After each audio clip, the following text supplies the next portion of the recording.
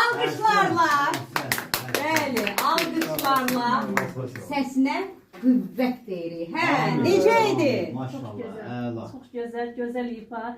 Qarabağlı olmasa da əsl Qarabağ havası burada canlandırdı. Çok sağ olsun, teşekkür edirik.